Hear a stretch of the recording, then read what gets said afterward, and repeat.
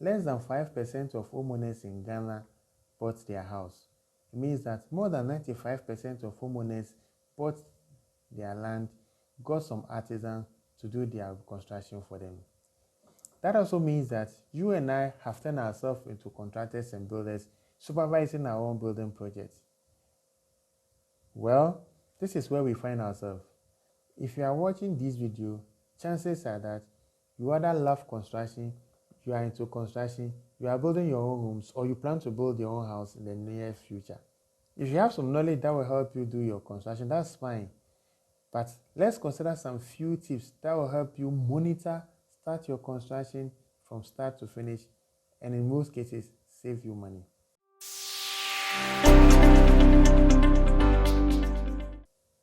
Today's video is supported by Ideal Home GH.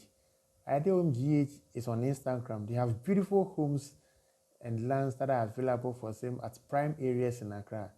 Contact them with the number on your screen. We are also supported by King's Bitters. King's Bitters is a locally brewed original bitters that is made in Ghana here. King's Bitters and in Fonsa. When it comes to construction, one of the first things most people do after buying their land is to buy materials. We are talking about sand, stone, cement, iron rocks, and the rest. Point number one, it is always good for you to buy your materials from one source. Why do we say so? Assuming you live in Teshin and you are doing your construction in Kaswa, it is good for you to find suppliers in the area close to where you are building. Now, this is because it will save you transportation costs, and it will also make it easy for these suppliers to transport whatever you have bought to the site.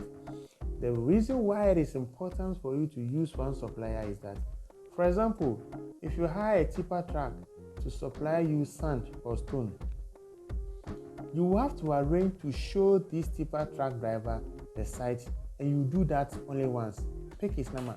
The next time you need materials, you just call him for him to go and deliver this material on site. It saves you time and money. Much the same way, if you need to buy cement, iron rod, or other materials for your construction work, it is always good to buy these things from one supplier. To the extent that you continue to buy from this one supplier, you are building a relationship with him, and he can even give you these materials and gives you payment plan for you to pay. This will ease the pressure on you when it comes to dishing out money to buy materials. There are instances where these suppliers will allow you to pay for your supplies bit by bit.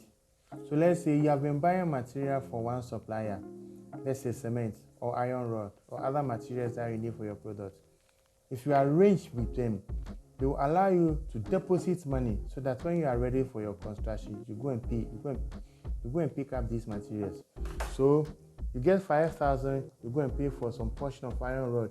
You get another money, you go and pay for cement. You get another money, you go and pay small, as we will say it, for these materials that you will need for your construction. If the supplier allows you for you to make deposit bit by bit in order to cater for the cost of the material that you are buying from them, that is good.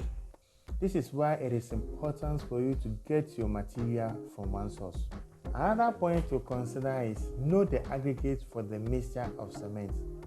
For example, in construction works where concrete are done, most masons will fetch 2 wheelbarrows of stone, 1 wheelbarrow of sand, and they will use 1 bag of cement to mix this for concrete works. There's also a different aggregate if you are doing mortar work or you are laying block. Now, know the aggregate in construction. How many bags of cement will be used to do a particular type of work? This will help you plan. It will also help you avoid stealing, which is common in most construction sites. So you know that if you buy 100 bags of cement, it's going to cover from this portion of the construction to that portion, and then help you save. So if you are able to supply these materials to the masons that is doing the construction for you, he will not come back and tell you that we've run out of cement, because you have an idea of how far the materials that you have used for your construction will cover. At this point, if you have not subscribed to our channel, please click on the subscribe button and put on the notification so that anytime we put out a new video, you'll be the first to notice. Now let's go on. Another thing that we want to encourage you, if you are somebody who is supervising your own construction, if at all possible, use one artisan for your construction. The average Ghanaian, like we said, use more than 3 to 5 years to do a construction, which means that it is very possible the mason you use to start your construction may not necessarily be the same person who will continue, let alone finish.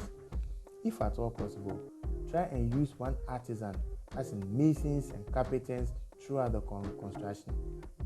The disadvantage of changing masons in construction is that you will always have to repeat to the new masons that you are using how you want your work to be done.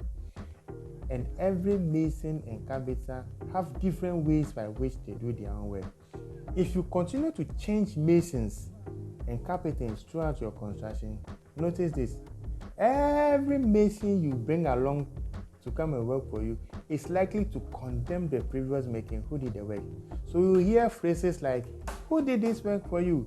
He didn't do it well at all. You should have done this, you should have done that. For me to continue the work, I have to break this part and then do it like this." As they continue to find faults in the work that has been done by the previous mason, it means that they continue to incur more costs for you.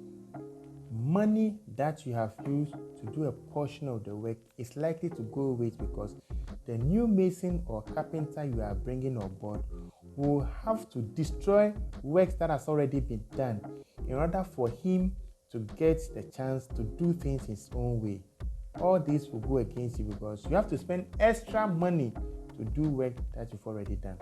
So if at all possible, try to maintain one mason or carpenter throughout your whole construction. Because concrete works drive very fast, if you are using manpower for this aspect of your construction, it will not only delay, but you are going to use more days and more manpower for this work.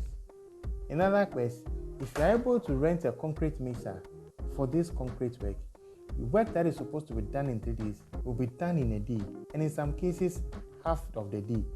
So where possible, use machines for your construction. Although some people have turned to biogas in recent time when it comes to construction, a lot more people are still doing manhole, where they build a septic tank and connect their sewage system through that. If possible, use machine to dig your manhole, especially if you are doing the construction in the rainy season. If you hire manpower to dig a manhole for you, they will take more days. And if you are building in a rainy season and then it rains, they may have to spend extra time fetching the water out of the little hole that they have dug, and it will delay the work. However, if you are using machine to dig your manhole, this work can be done in just a day. So if at all possible, use machine for some of the construction. This will save you time and money, and it will allow the work to go fast. If you find this video informative, please subscribe to the channels so that we can produce more video for you. You can also share with us your construction experience and let us meet at the comment section for more.